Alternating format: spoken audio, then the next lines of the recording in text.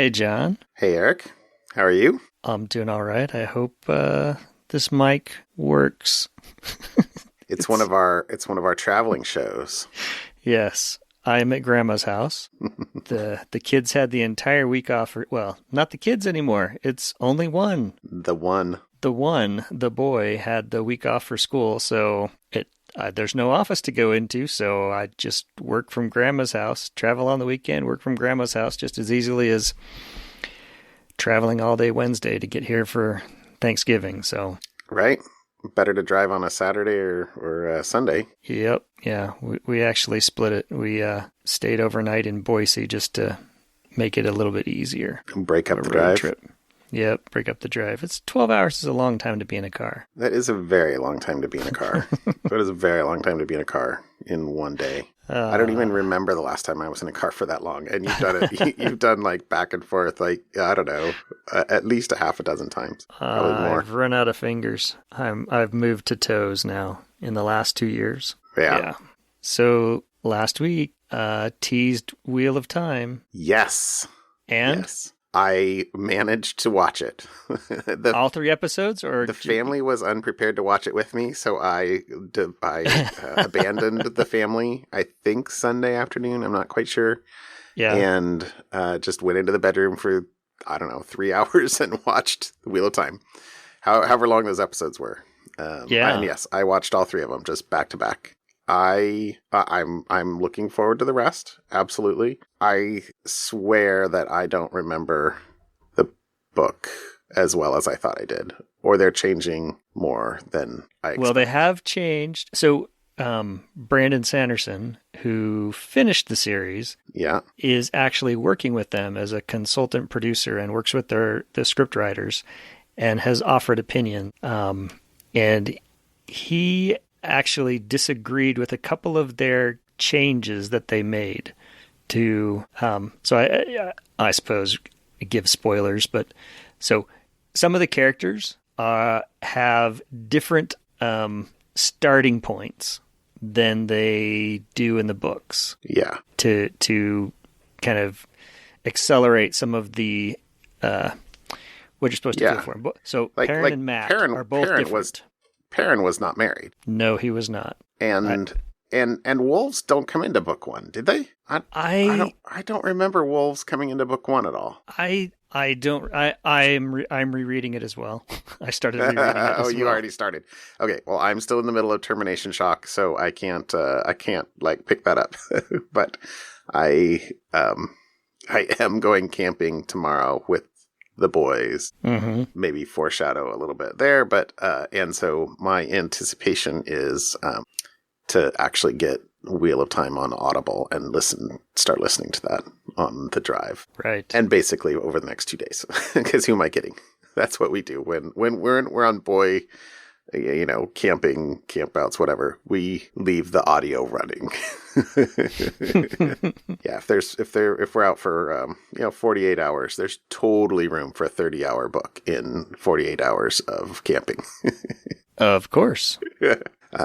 Anyway, so we'll see. But speaking of audiobooks, my wife and I both watched Wheel of Time. Okay. She is not sure she wants to continue. It's a little on the violent side for her. Okay. Even though it's, Lord of the Rings, kill the orcs type violence, she was like, it's okay.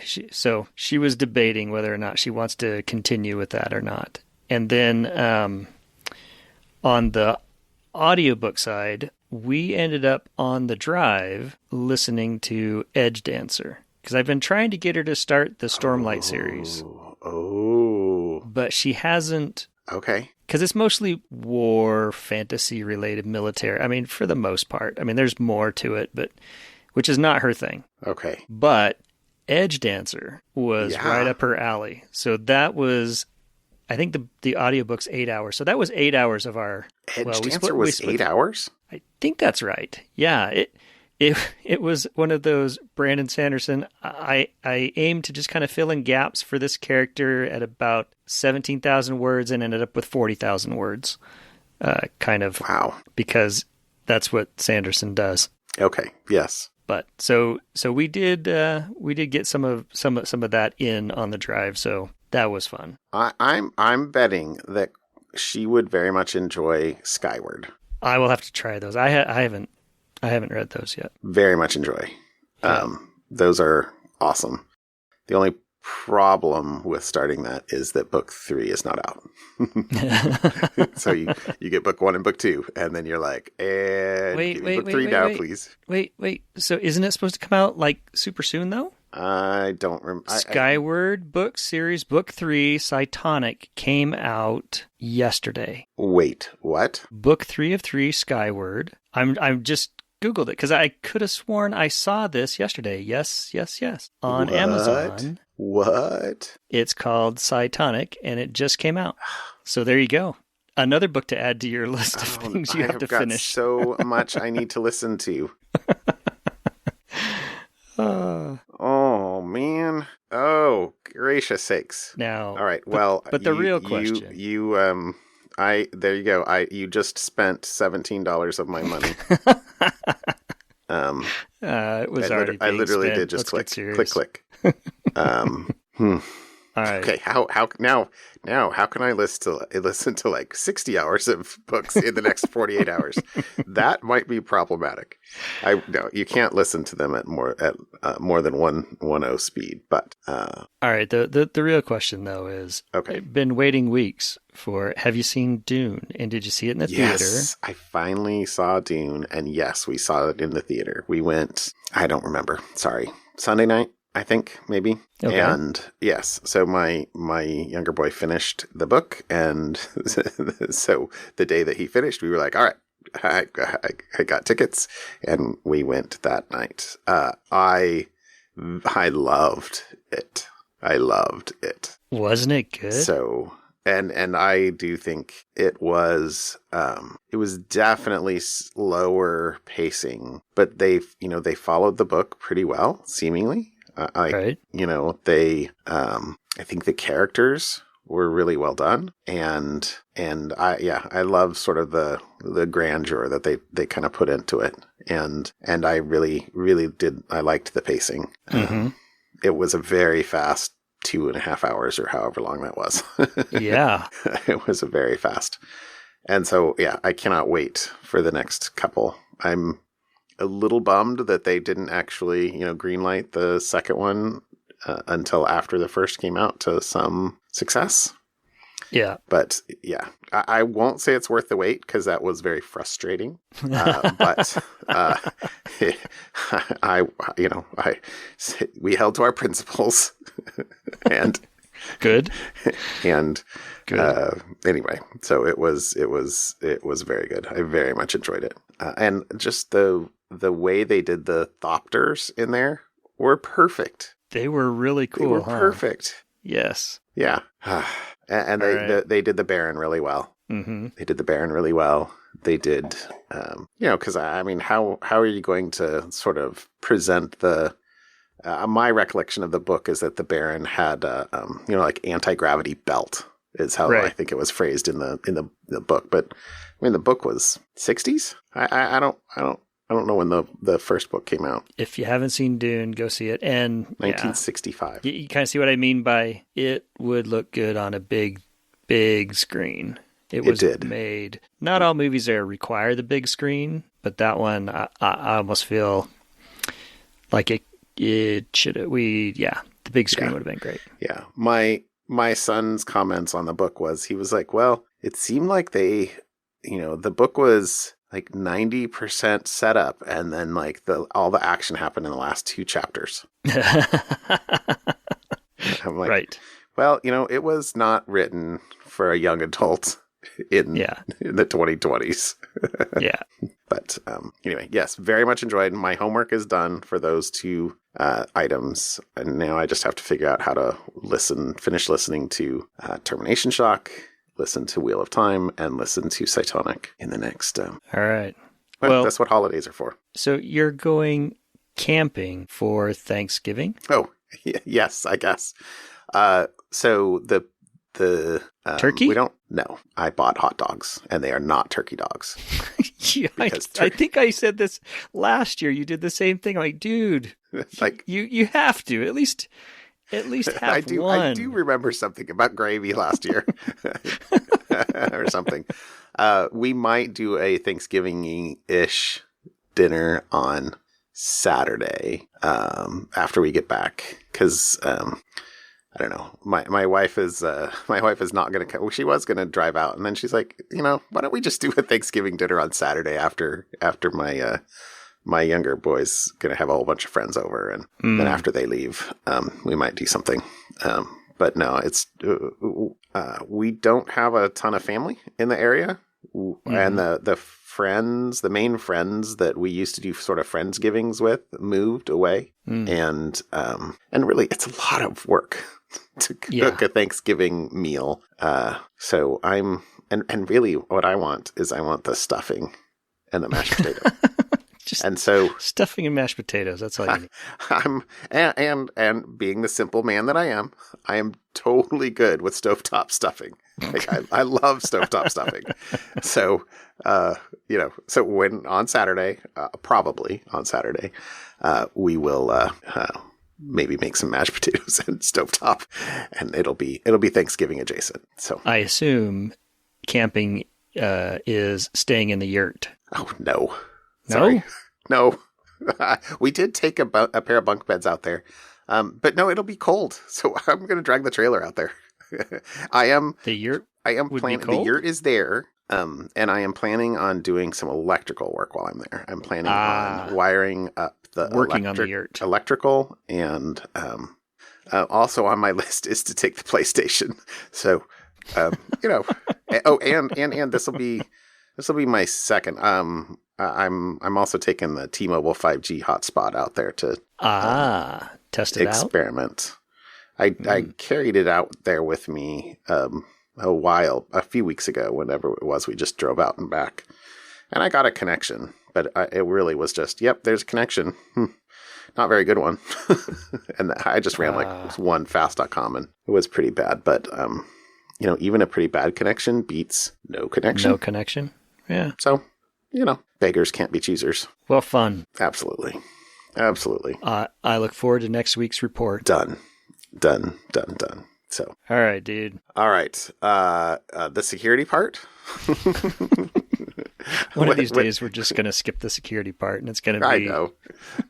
Eric and John, and what fun they had. This is really, well, we started this with kind of a, we should just start recording our lunch conversations, which really this is a lot of what it is. This is pretty much, yeah.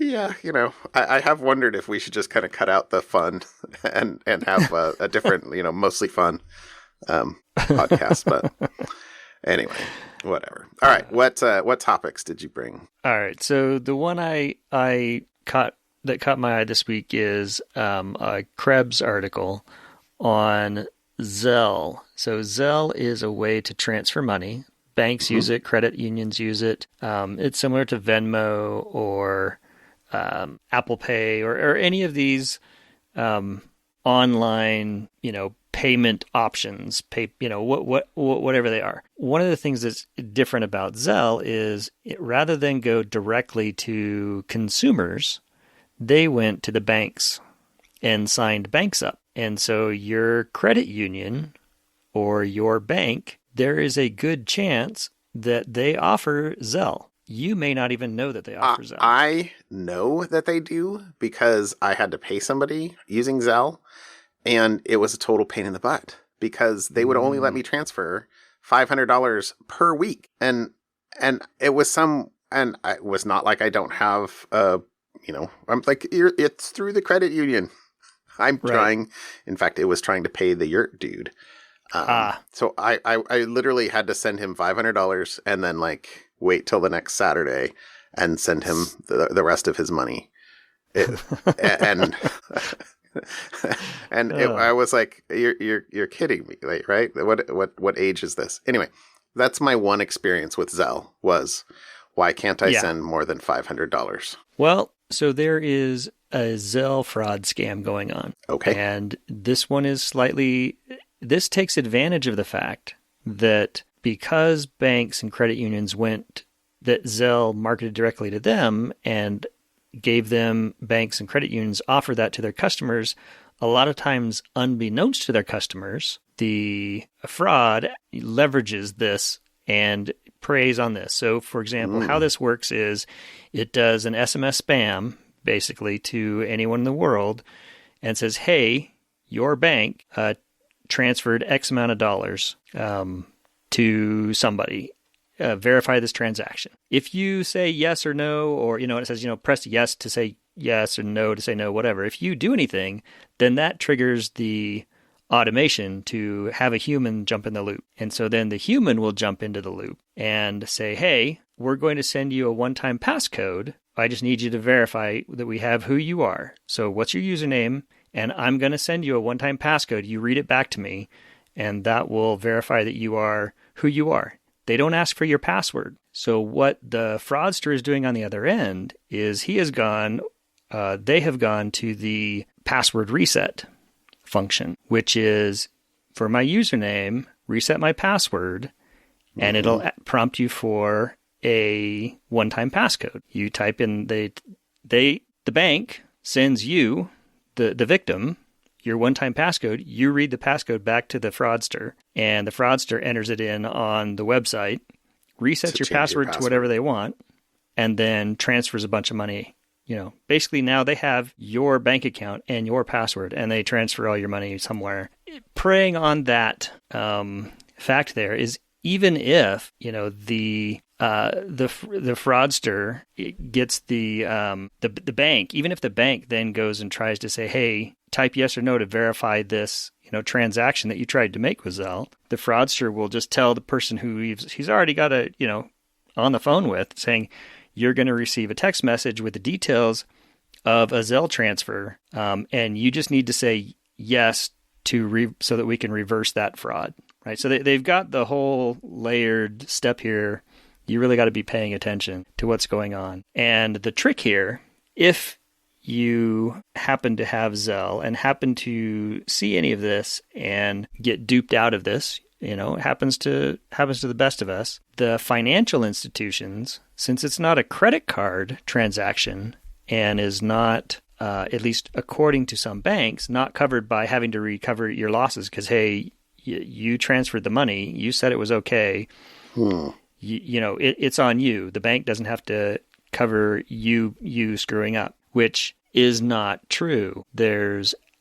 Actually, it falls under, and it's called Regulation E protection, that banks are required to refund money that's stolen. So if this has happened to you and your bank says, hey, this is on you, not us, we don't have to refund your $500 if that's the limit they can send themselves over Zelle, that's not true.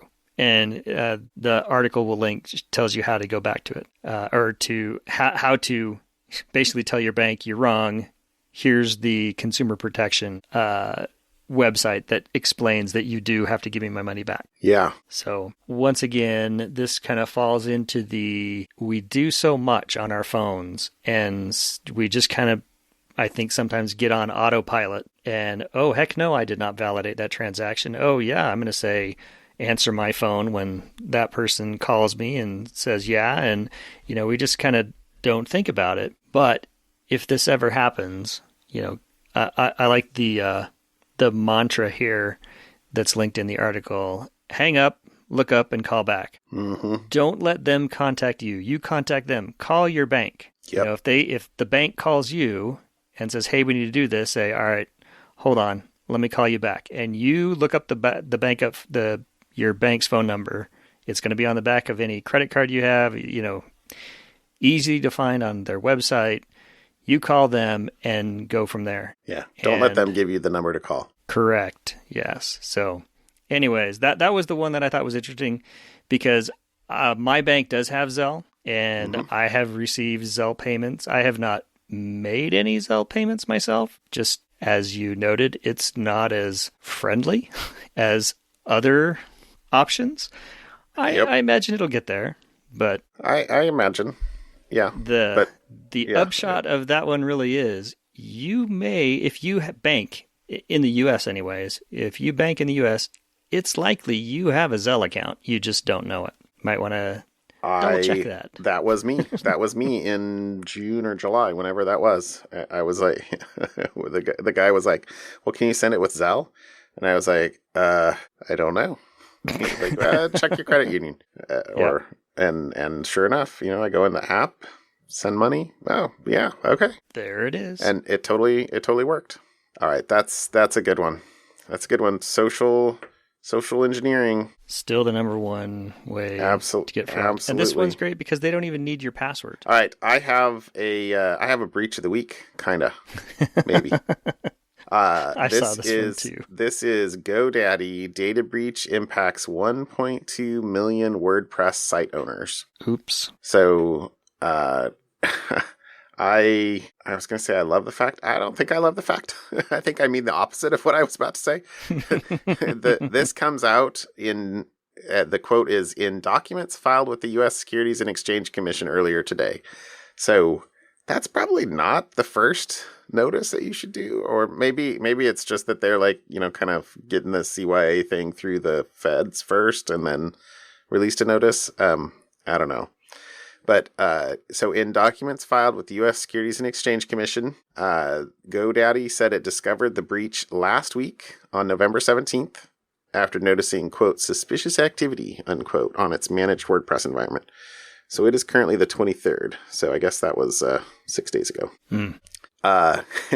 This was the brutal part of this. The subsequent investigation found that a hacker had access to its servers for more than 2 months. Since at least September 6th. Oops. And it sounds as if the exposure was deep. It said that up to 1.2 million, both active and inactive, managed WordPress customers had their email addresses and customer numbers exposed, along with the original WordPress admin password. And for active customers, their FTP and database usernames and passwords. And for some subset, and I didn't see anything in the record article here for as far as quantities, but for some subset of active customers, the SSL private key. Yikes. Pretty much keys to the kingdom. All the jewels. So the ramifications of that are manifest. I don't know what the structure of their cert chain is. If all of the exposed SSL keys, are rooted on a single GoDaddy certificate that they can, put on the revocation list, or if they have to revoke all of them, or what. And I didn't see anything about, the types of sites, or if there were any big sites, in this that had their key exposed. But it did say that the GoDaddy said it had already reset the FTP. Well, it says SFTP, so secure FTP. Hopefully not many people are using regular FTP these days, but it had already reset the FTP and database passwords and the domain account password if customers were still using the default, but that the reissuance and reinstallation of new SSL certificates for all of the affected customers is, quote, a process that is a little bit more complicated than resetting passwords. So a little bit of understatement there. So that was my first one, and this is not the first time GoDaddy's been breached. There was another one in early 2020. That's the first 1.2 million. So if for some reason you had a WordPress account on a GoDaddy domain or managed WordPress, presumably because hopefully they have sent out notifications by this point. One would hope. When this article first came out, it sounded like they were just starting to send notifications. So, but it's been a week almost. I have to check with my buddy. I have a buddy who does run a pretty well-used website on board game reviews, and he uses WordPress. I think on GoDaddy. I'm pretty sure it's GoDaddy and WordPress. I'll have to check in with him. Okay. Check in. Go phone a friend. Yeah. All right. My second article, another NPM one. So this was a the Register article, and this also was end of last week. So GitHub said it fixed an issue with NPM, the JavaScript node package manager, that would allow an attacker to update any package without proper authorization. So this is, what is it? There's a more general pattern of exploit, like time of check to time of use or something like that, TalkTow. But essentially, this sounds like they validated that the user was authorized to update a particular package, but then they passed the configuration or a configuration file of some sort to the actual updater. And in the configuration, you could specify updating a package that was not what you were authorized for. So you have to be authorized for some package. Yes. So basically, it's a lateral movement option. Yeah. But, that's why time of check, time of use. Right. Kind of thing. But this is the bad part about this one. So GitHub, to their credit, they are on top of security items. They fixed this, had it patched within 6 hours. Thumbs up. However, the length of time the vulnerability existed was longer than the time frame for which they had available telemetry, which goes back to September 2020.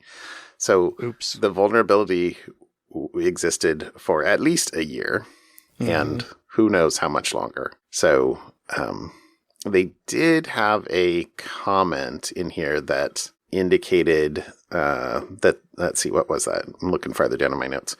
We can say with high confidence this vulnerability has not been exploited maliciously, at least since September 2020. So they know it's older, but within the last year, presumably, they were able to check whether or not somebody had updated a package for which they weren't authorized, or something along those lines. Let's see. I'm looking through my notes here because I kind of ran ahead of myself. I'm going to actually read this one because this was a good one. This discrepancy provided an avenue by which requests to publish a new version of a package would be authorized for one package, but would actually be performed for a different and potentially unauthorized package. So that's kind of the official message there. So they used an example here of Lodash. What does Lodash do? I didn't actually look that up. It's one of the most popular packages. It's like a bunch of utilities. A bunch of utility functions. Yep. Okay. I see that. It says a modern JavaScript utility library delivering modularity, performance, and extra. Yay, extra. Oh, Lodash makes JavaScript easier. Oh, Lodash as in like underscore. Ha ha ha ha. Okay.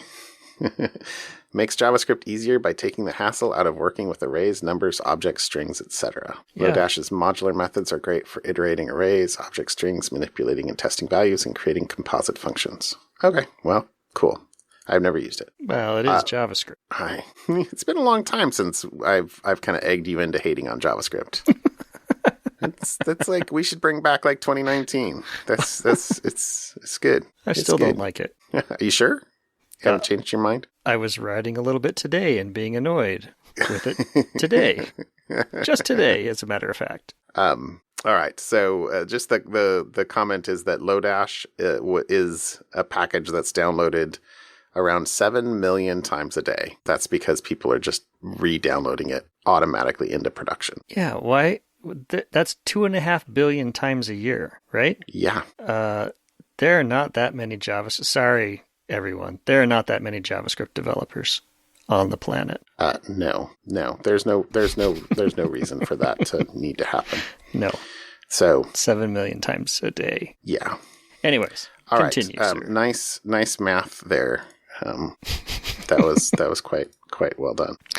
Option spacebar 7 times 365.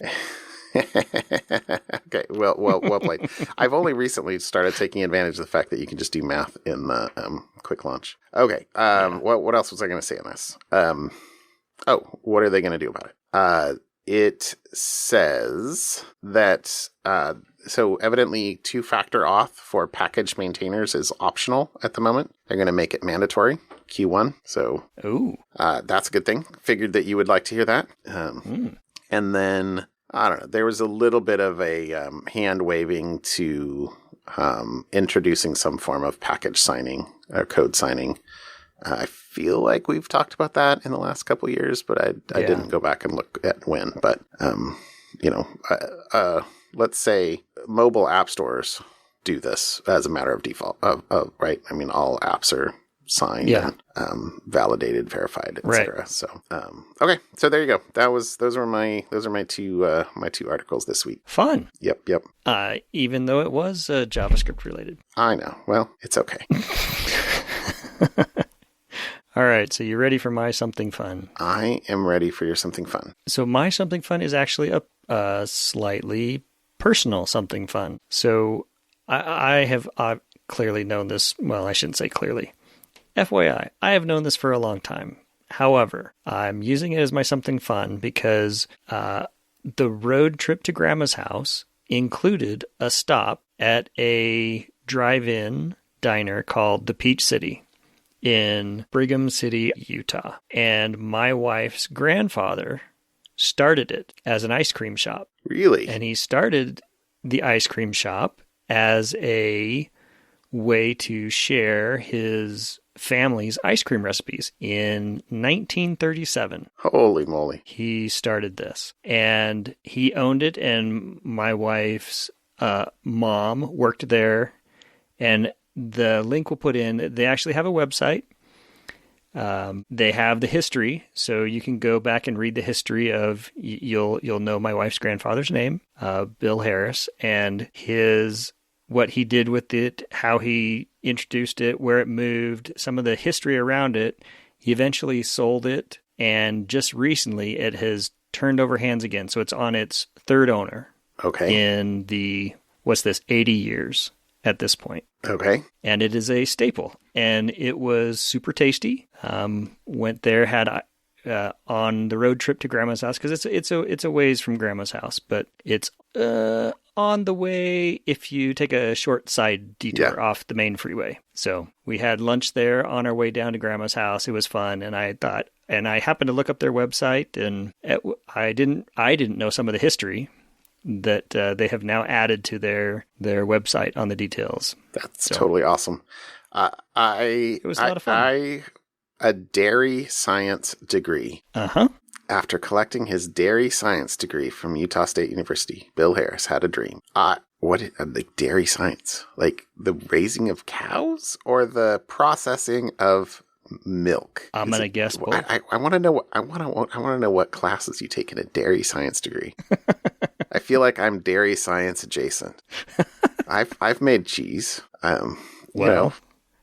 I have a daughter at that university, and I could ask her, "Hey, do they still have courses? Do they still send me the link to the syllabus?" Yeah. No, that's great. I did my grad school at Oregon State University, and they have a veterinary program, and so I know that as far as I know, most of the vets that we've ever interacted with here in Oregon have come out of there. I mean, I think it's the closest, especially large animal vet school in the region. But anyway, all right. I also know that because this is totally taking a tangent, but they have an Oregon State bee lab, and the professors have given lots of lectures that I have listened to, which are awesome. I need a bell that I ding when you mention when bees. I talk about bees. Okay, that's all good. Yes, that's all good. So did you? So I now clearly wasn't listening. Did you get ice cream? You had to get ice cream. Yes. Okay. Absolutely. Okay. We got ice cream, and we had lunch. So we had lunch and an ice cream. Fantastic. It was very tasty. Very tasty. Hometown original since 1937. That's fantastic. All right, I love it. I want ice cream. Okay. All right. What's your fun? Beat ice cream. I cannot beat ice cream for fun. That is impossible. Okay, and how do I transition from ice cream to log parsing? There is no appropriate segue. Okay, so I have two something funs, and the first one is actually security related. So this is a GitHub project called Chainsaw, which I also love because I use chainsaws. You like chainsaws. I do like chainsaws, but and so the metaphor is lovely. It cuts through logs. So, I am totally in. I just was scrolling down and saw the README, and they have 3D ASCII art for their right. I'm in. I am all for 3D ASCII art. Look at you and your your what, like 90s text file appreciation appreciation month. Thank you for saying 90s and not 80s. Yeah, it's good. Although it's probably true. It's good. I well, yeah. You're right. It's very BBS-y. It's awesome. All good. It's 3D. Sorry, it's 3D. I feel like maybe totally I actually stole some of your thunder. But totally distracted me. No, this is all good though, because the whole point of this is that this is a repo that makes it easy to parse through Windows logs and find potential anomalies. And the other two cool things about this, I thought, were that they make it really easy to build. And then they have sub-modules here that link to other repos. And I'm sure that this happens a lot, but the way they did it here, I feel like I just haven't, I'm probably just not in code enough these days. But they basically have a directory that is a sub-module that they pull in from a different repo that is a bunch of attack examples in Windows logs. So they've got a whole bunch of example logs. And they have another one that is a submodule of a bunch of Sigma rules. Sigma is a rule language that you can use to describe patterns to look for. And so, they're not maintaining, hey, here's a list of example rules. They've basically said, hey, here's let me link into the official Sigma rules collection. And then if you want to apply the rules to event logs you have, great. That's obviously what you do as a practitioner, but you can also just, for demo purposes, run the Sigma rules against the attack examples. And anyway, if you look through the README here, I just thought this was really cool. Saw this linked on Twitter, and I just kind of was spelunking through it and was like, oh, this is totally slick. So that's my first something fun. So cool. So number one, cool. Okay. And my second something fun is project tracking from New Zealand, Southern Right Whales. So they have, I don't know, this was super cool. Right whales? I don't think I know what a right whale is versus, and I'm going to go either left whale or wrong whale. Joke there. Fill in the joke. What is a right whale? I do not know why they call them right whales. Maybe because they were the right whale to hunt. Hey, that's one of the right whales. Don't get that one. It's a wrong whale. Because it said one of the things in here. Now, see, you're getting me all out of order of the notes that I pulled out.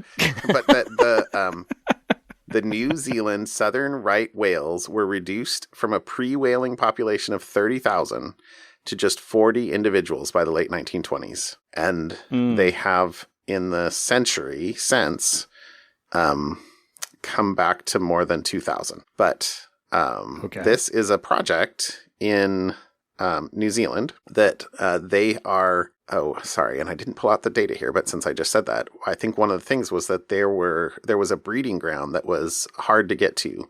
And that's the only place that they breed these days, because presumably these are all descendants of the whales that bred there historically. So that's kind of probably why these ones survived. Got to get to the right place. Ha ha ha! There's lots of stuff to do. There's so many dad jokes in there. But my whole goal now is to keep sidetracking you till we finish. Easily done, my friend. Anyway, so a couple other. So evidently these are called Tahora. Is, I presume, the native name for that type of whale. So maybe you would prefer to call them Tahora. We should have started with that. Well, we should have started with the Star Trek name. Then I wouldn't have gone off the right and wrong thing. It does sound very Star Trek, doesn't it? All right. But the whole point is that in 2020, they tagged 6 of these. And in 2021, they tagged 11 more. And the trackers have lasted longer than they had before. And so they were able to track the whales, and they did not go after leaving the breeding grounds where they expected. Instead of going towards Antarctica, which is where they thought the whales went to feed, they actually headed west towards Australia and along Australia's southern coast, and like pretty much all of them did. So anyway, so now you can go to a second website. So I put the second website in here. This probably could be a good place to throw it in notes.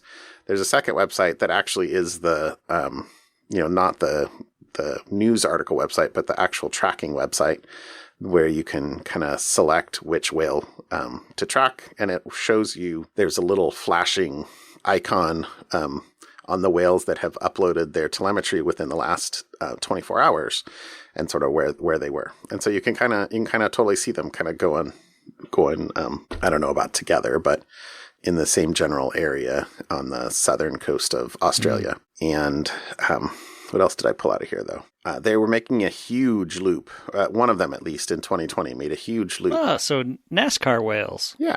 Well, they can only turn right. Does it turn left? Although NASCAR only goes left. So. Well, no. The whales turned the whales turned left. Oh, no, right whales. Ha ha ha ha. All right, dude. I feel like you might need some sleep. I feel like you're. Oh, that's so funny. Okay, I do not know why they're called right whales, but I bet you there's an article on the internet that says why they're called right whales. Okay, but I did not look that up. I just saw this and it was like, oh, that's cool. That's cool. Yeah, that is cool. All right, dude. It is. Yeah, it's been a long day. It's been a long day. You're traveling, which is why we're recording this a little early, time-wise, because you're in a different time zone. And we're also recording an early day for Thanksgiving so that I can go camping tomorrow. So thank you for accommodating me. And absolutely. Yeah, and happy Thanksgiving. Yeah, happy Thanksgiving. I look forward to the report for next week. I'll let you know how Thanksgiving goes here. Okay. Enjoy. I have some exciting things for the road trip back that I'm hoping to talk about. Okay. My fingers are crossed for you. Foreshadowing. My fingers are crossed for you. All right. I'll talk to you later. Thanks, dude. Bye. See ya. Bye.